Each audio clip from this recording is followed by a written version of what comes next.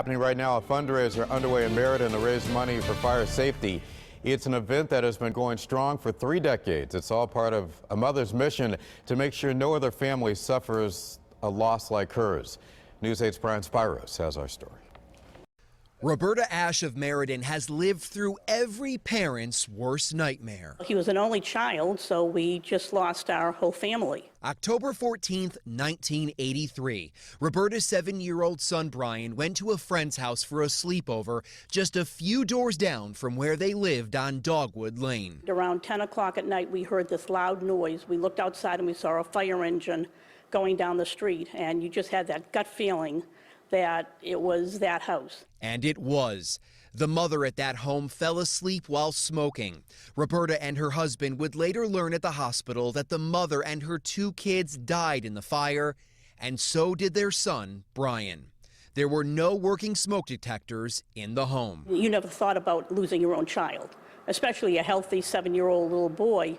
And then all of a sudden, now he's gone, and it's an empty house. 3 years later, Roberta organized a hot dog sale to raise money for what would become the Brian David Ash Memorial Fire Prevention Fund. That event now going strong for 30 years. I really marvel at the strength that woman has. Stephen Trella, the fire marshal in Meriden, he's worked closely with Roberta over the years. The money raised from the fundraiser helps with fire education in city schools. Her money allows us to buy a lot of the visual aids that children need to learn. The fire helmets, the coloring books, the check sheets, videos, projectors she's bought for us, public fire education, iPad training. Over the course of 30 years, it's estimated more than 30,000 kids in Meriden have received that life-saving information, with tens of thousands of dollars being raised at the hands of Roberta. The message to every family is clear. Make sure you have working smoke detectors in your home. But you sit there and say a $5 or $7 smoke detector would have saved 4 lives.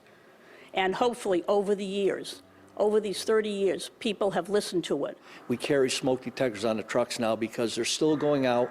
They're finding homes where either smoke detectors aren't there, or even worse, in my opinion, with no batteries in them. This November, Brian Ash would have turned 41 years old. I do think about what would he be doing, what would he be like, you know, would I be a grandmother, who knows?